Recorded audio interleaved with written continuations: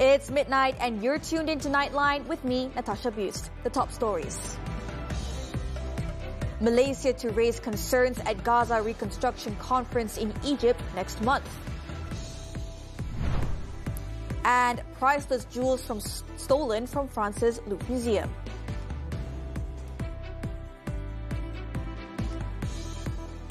Good morning. We begin the bulletin with this story. In France, the thieves armed with power tools carried out a brazen heist at Paris's famed Louvre Museum on Sunday, stealing priceless jewels in just 4 minutes.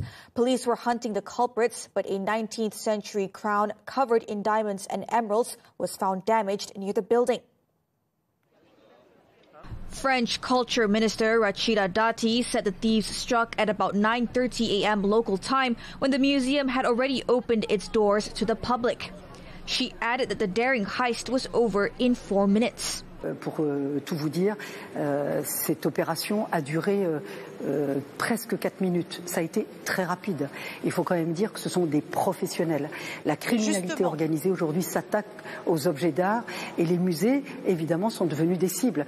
A source close to the investigation, who requested anonymity, said the crown of Empress Eugenie, the wife of Napoleon III, was found broken near the museum following the robbery.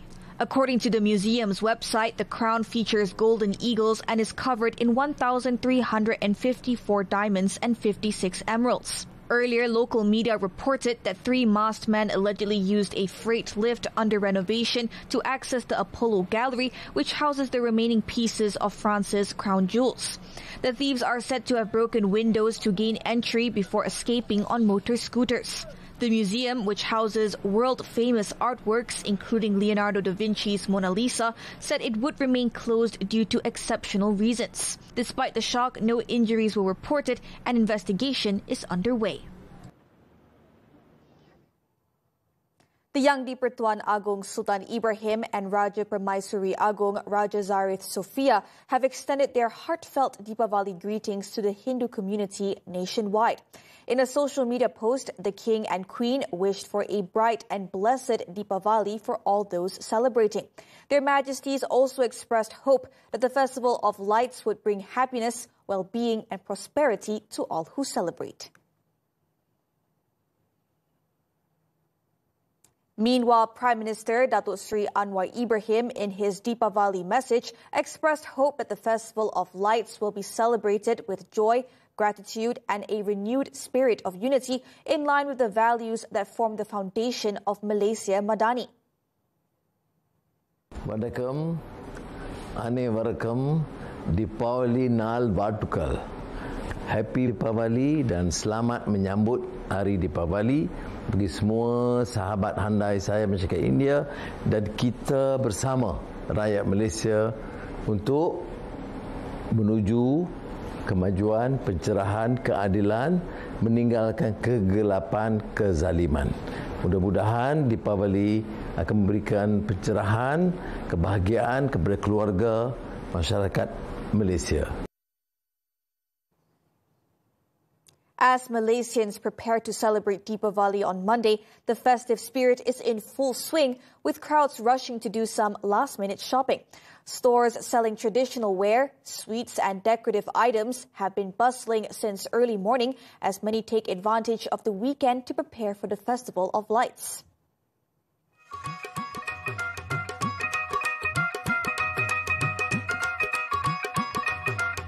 At Little India in Klang, a wide range of festive goods are being offered at reasonable prices. Sebelum ni kami datang lebih awal, tapi sebab kerja kami datang lebih lambat sikit. Tapi saya rasa kalau sambutan tu tidak akan kurang lah.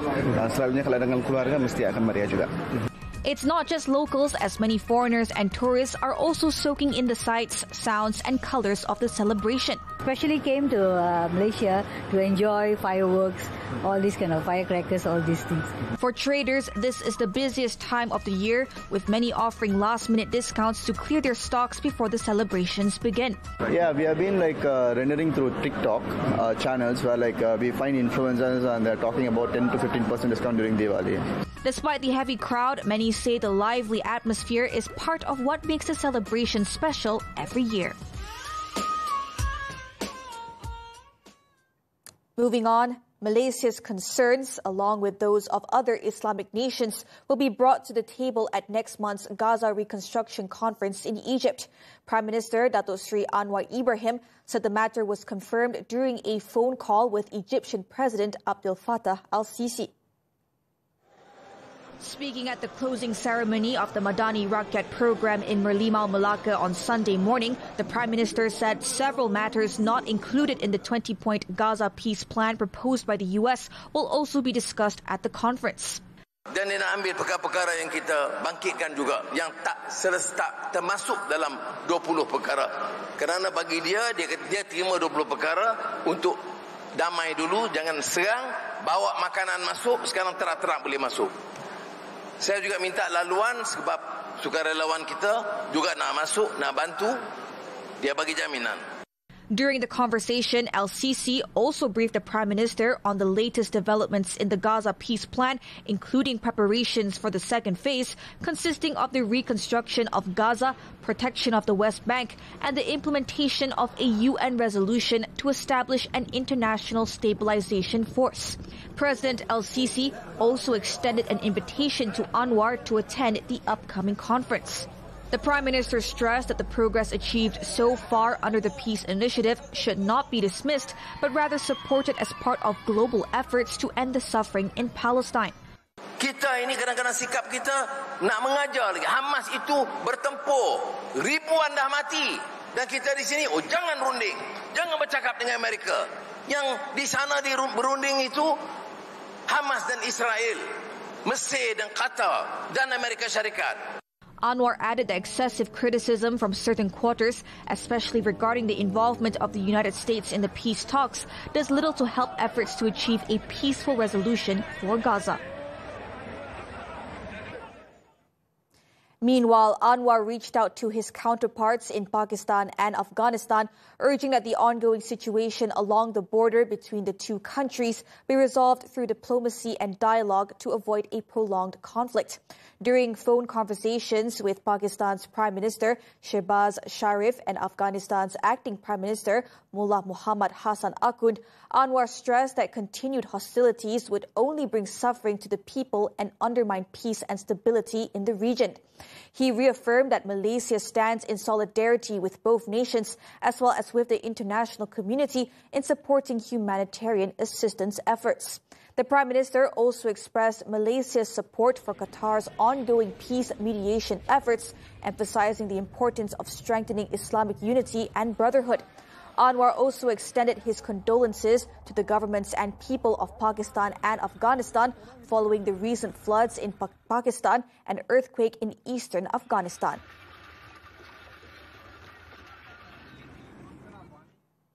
In a related development, the Prime Minister has expressed disappointment over remarks by opposition leaders who have belittled the government's diplomatic engagements with world leaders aimed at resolving regional and global conflicts. He said such criticism shows a lack of understanding of the importance of international engagement in peace building.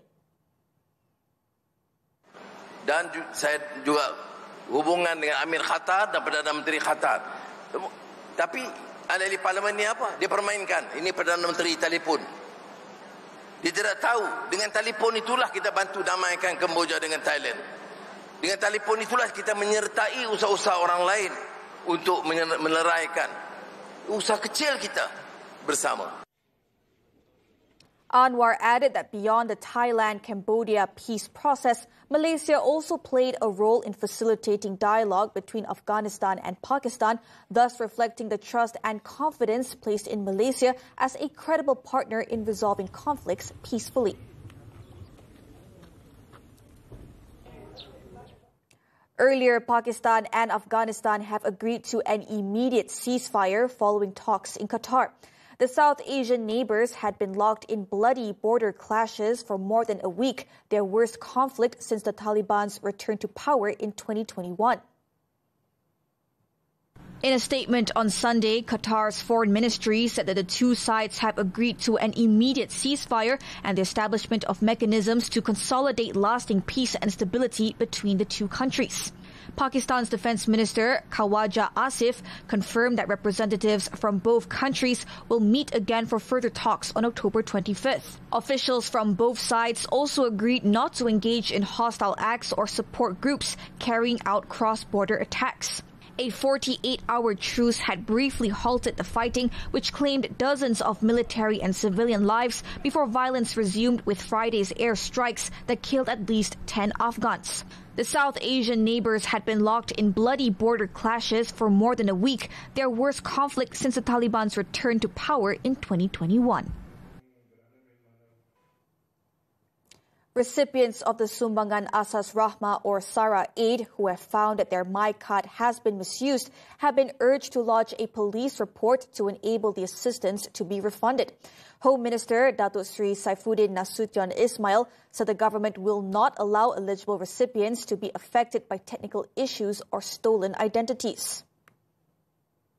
Saifuddin said the Finance Ministry and the National Registration Department will conduct a comprehensive investigation to identify the cause and ensure the rightful recipients have their aid reinstated once a police report is lodged by the MyCard holder. He added that the technical issues regarding the authentication and security of the MyCard is being addressed to ensure the next round of targeted subsidies will be delivered smoothly. Among the measures being implemented are regular updating and matching of MyCard data, checks to prevent misuse of redemptions, as well as enhancing digital infrastructure security at the National Registration Department.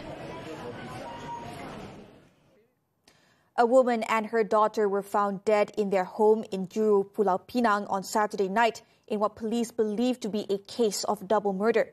The 51-year-old woman was discovered with her neck almost severed, while her 11-year-old adopted daughter was found face down in a pool of blood.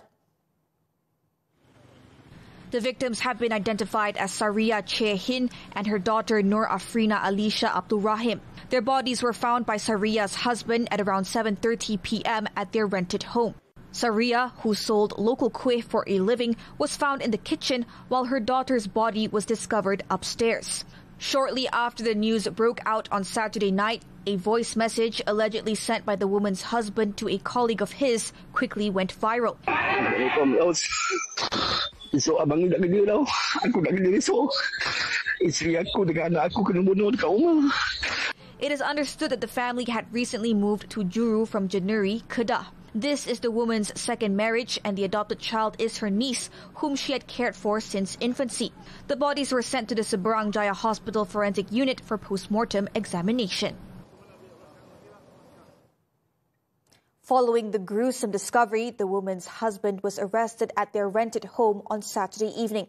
The man has been remanded for 7 days to assist in the investigation. The 57-year-old, who works as a security guard at a factory, was brought to the Bukit Mertaja Magistrates Court on Sunday morning, where Magistrate Roshayati Radela issued a remand order until October 25th. Police have yet to confirm if the husband is the main suspect, saying only that the remand will allow for further investigation. So far, no motive has been established. Kita belum kena pasti lagi punca dia. Belum, tak. Kita tak temui isu pergadahan dan kita punya barang kes pun kita dah jumpa. Dah kita hantar kepada tu lah untuk cek. A 30-centimeter knife believed to have been used in the incident was recovered behind the house. Police are also analyzing mobile phones belonging to both victims as part of their investigation. Meanwhile, the victim's brother, 60-year-old Bismi Chehin, said the condition in which his sister's body was found was so distressing that he could not bring himself to view her remains. Tak terima, orang kata lebih pada binatang lah. Binatang pun sayang anak. Sejak boleh tu. Tak mahu tu, tak boleh tu lah. Mengayak hati lah kalau tengok. Bismi said while the family was shocked upon learning that his brother-in-law had been remanded to assist in the probe, they will leave it to the authorities to conduct the necessary investigation. Bismi said his family, who hails from January, Kedah, is now demanding justice after the tragedy that claimed his sister and niece.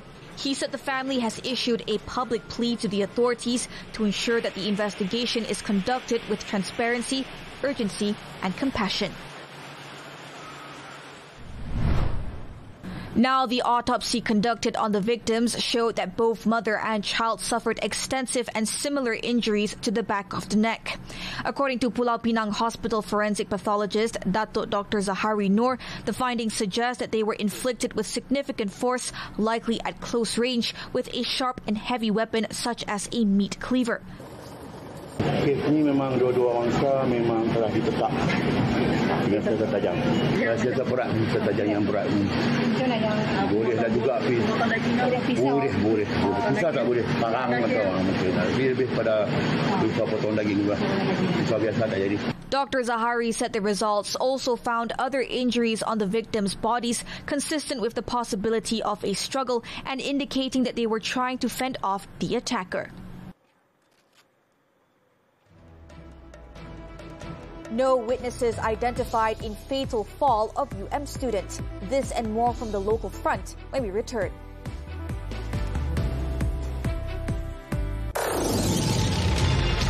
Michelin innovates on the road and far beyond by developing an inflatable sail aimed at reducing CO2 emissions in maritime travel. Michelin, motion for life. Masa tu dua anak saya tak ada makan minum. Itulah salah satu yang saya susah sangat. Bukan senanglah nak meniagakan ikan ni tau. Sebab pernah pergi pasar borong, nak ambil ikan, nak balik sini, nak jual dekat sini. You jadi peniaga yang betul-betul sungguh-sungguh buat you punya bisnes. You boleh buat. Dan kita nampak a lot of success cases. Sahabat-sahabat India ini berpeluang meningkatkan kualiti hidup dan kita lihat anak-anak mereka juga semakin berjaya dalam pendidikan. Musim perayaan, KPDN pantau harga barang kawalan. Kalau dia tak pembelian dia bawah 100, dia tak boleh beli satu pun. Kita tak. Betul, ini cakap betul lah. Pemandu bot pelancong, abai keselamatan penumpang. Dengan life jacket kadang-kadang tak pakai. Lepas tu kadang ada pun lebih muatan. Saksikan 999 Selasa jam 9 malam di TV3 dan stream sekarang melalui Tonton.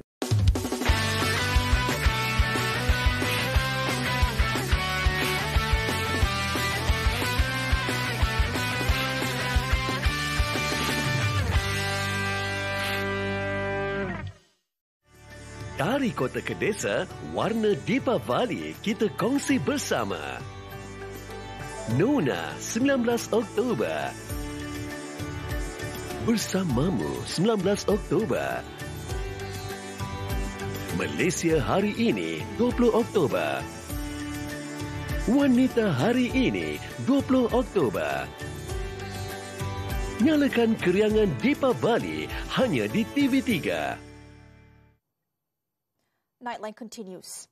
Police have confirmed that there were no witnesses to the incident involving a University Malaya student who died after allegedly falling at his residential college last Friday.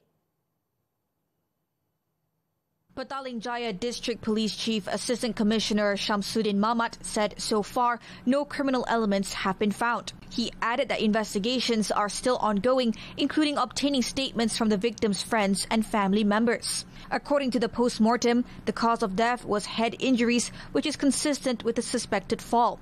The student also sustained injuries to his chest, but there were no signs of strangulation or foul play. The incident occurred around 3:15 p.m. and involved a 22-year-old male student. He was rushed to the University of Malaya Medical Center, where he was pronounced dead. The late student's remains were laid to rest at the Mutmainah Cahaya Islamic Cemetery in Masai, Johor on Saturday. A former employee of a statutory body has been remanded for 4 days for allegedly being involved in a syndicate misappropriating Zakat aid funds. The case involves about 120,000 ringgit in Zakat allocations given to 28 ineligible recipients. The remand order was issued by Magistrate Farah Nabiha Muhammad. The suspect, a woman in her 30s, was arrested on Saturday after she came to give a statement at the Malaysian Anti-Corruption Commission MACC office in Kuala Lumpur. Initial investigations found that the suspect allegedly requested and received a 2,500 ringgit bribe last March, which was deposited into a company account under her name.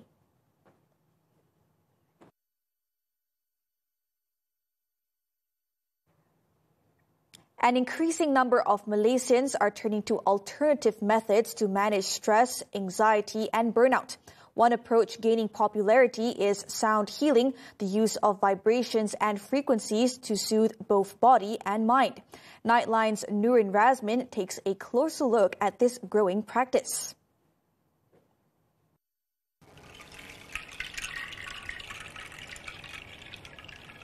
From corporate boardrooms to wellness studios like this one, more Malaysians are searching for relief from stress and burnout. And while sound healing may not replace therapy, practitioners and participants alike say it offers something that modern life often lacks: a pause, a breath, and a chance to reset. As stress, burnout, and anxiety continue to rise, many Malaysians are turning to supportive practices to regain a sense of calm and balance. One increasingly popular approach is sound healing, a practice that harnesses vibrations to restore well-being. According to certified sound practitioner and trainer Lilian Poh, its effectiveness lies in the way these vibrations interact with the body. 70% of our body is fluid. Sound vibration can easily reach out our nervous system, bloodstream, as well as our muscle. It's great for reducing stress, anxiety, improving sleep, and enhancing your focus. Lillian explains that sound therapy makes use of instruments such as singing bowls, gongs, and crystal bowls, producing vibrations that help the body and mind to reset. I have seen many clients and friends sleep better and feel more peaceful after the sound healing. Young people today are growing up in a super fast-paced world. Endless short video screen time, messengers popping up all the time. Sometimes they are more connected to their phone than actual people. Just like a phone running too many apps, they get drained fast. Research indicates that sound and vibration can help calm brainwaves, lower heart rate, and reduce stress. Mental health counselor Devi Venashini Murugas adds that sound healing is one of many self-care tools that can complement psychotherapy. I believe from my personal experience as well, sound healing helps to put people in a very relaxed mode, in a deep relaxation. Whether it's the vibration of the tools, the frequency from the tools they use in sound healing, it can, in my experience of course, help us slow down our mind. So I do always see it as a very good grounding tool. She says that sound healing can help clients reconnect with their bodies and emotions. However, true healing comes when both therapy and wellness practices work hand in hand. Think of your favorite song, right? So imagine sound healing is like the beat in the song. It helps you connect with the music, it helps you feel the song. Therapy is connecting with the lyrics, understanding what it means, the story behind the lyrics. Now you put them together, that makes your favorite song. So put sound healing and therapy together, that can complement and give you a holistic healing journey. Together, practitioners and therapists agree that sound healing is not a substitute for clinical care. But as part of a broader toolkit for mental health, it offers Malaysians another way to pause, reset, and find calm in an increasingly stressful world. Nurin Razmin for Nightline, TV3. Millions joined anti-Trump No Kings protests across U.S. The details when Nightline returns.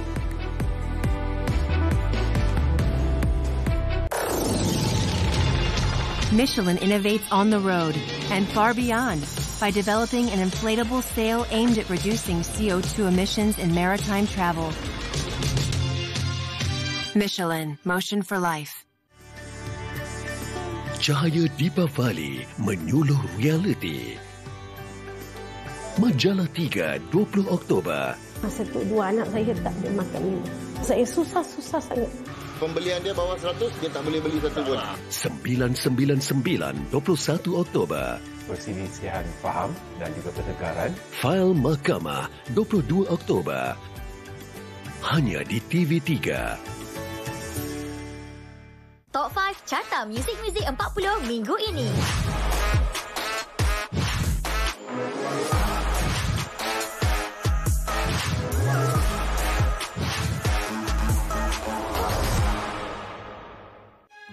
abang sendiri akan rasa serba salah bila Nisa gaduh dengan Umi nanti kan? Nisa janganlah melawan. Masihkah dirinya harus mengorbankan segalanya? Sada Nisa boleh tolong akak tak? Tolong tengokkan baby pijak kat atas, dia tengah tidur. Walau hati sendiri terluka. Nisa mengajuk dengan abang Wan tu pun bukan kehendak abang kan? Tak apalah, Nisa faham. Seindah Hujan Cinta, Minggu akhir Isnin hingga Rabu 10 malam di Samarinda TV3 dan stream sekarang melalui Tonton. Oktober ini, cemburu yang meragut kasih. You yang kahwin dengan dia, patut I yang patut rasa bersalah. Betul ke? Ha? Cemburu yang menjalarkan hati. Aku nakkan cucu. Dan cemburu yang meragut kewarasan. Abang habis duit siapa lah bang? Untuk skandal ya bang? Cemburu membara, jiwa merana di Cerekerama TV3 setiap Sabtu 10 malam dan stream sekarang melalui Tonton. The foreign front. The Zionist military on Sunday said it launched airstrikes and artillery fire at targets in southern Gaza, dimming hopes that a U.S.-mediated ceasefire would lead to lasting peace as Israel traded blame with Hamas. Palestinian witnesses reported a series of attacks, including explosions and gunfire in Rafah, tank shelling in the southern town of Abbasan near Khan Yunis, an airstrike in the central town of Zaweda, and deadly explosions in Deir al-Bala, where at least 5 people were killed. Witnesses in Khan Yunis also heard a wave of airstrikes launched into Rafah early on Sunday afternoon.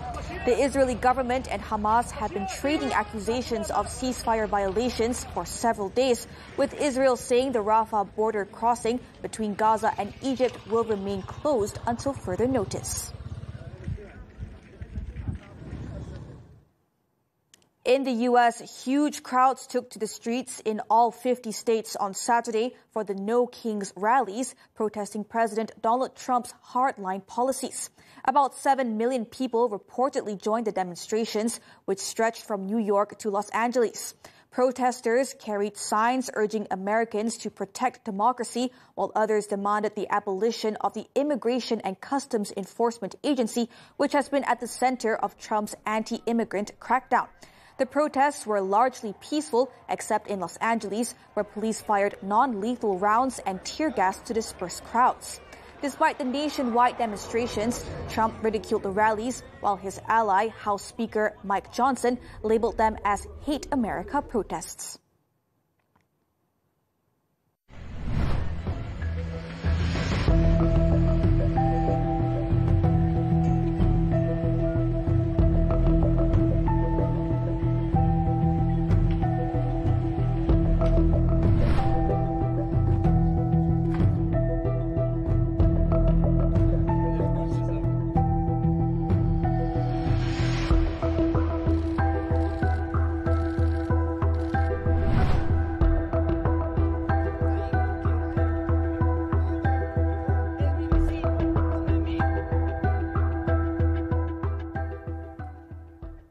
Switching to sports, badminton, the 2025 Malaysia Super 100.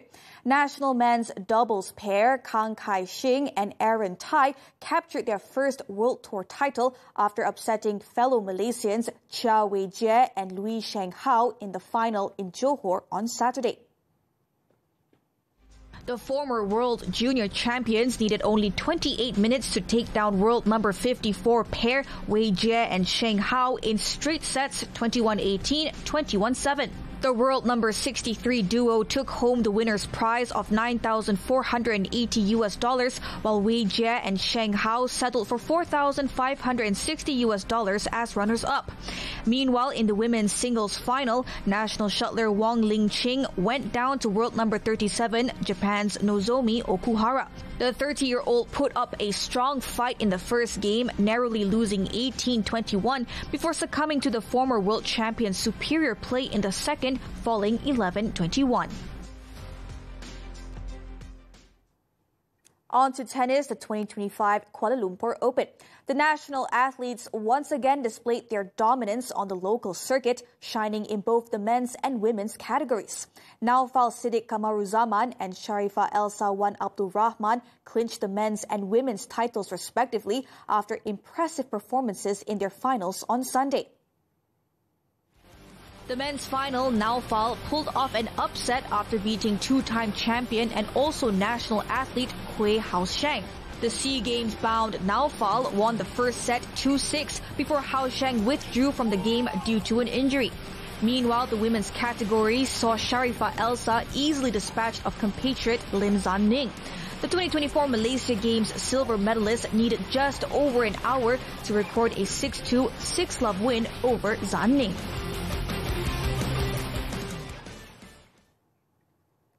And that concludes Nightline this time around. Before we go, let's take a look at the Dubai skyline illuminated with fireworks as the Hindu community in the United Arab Emirates celebrates Deepavali. With that, I'm Natasha Busst. Thank you for watching and stay safe.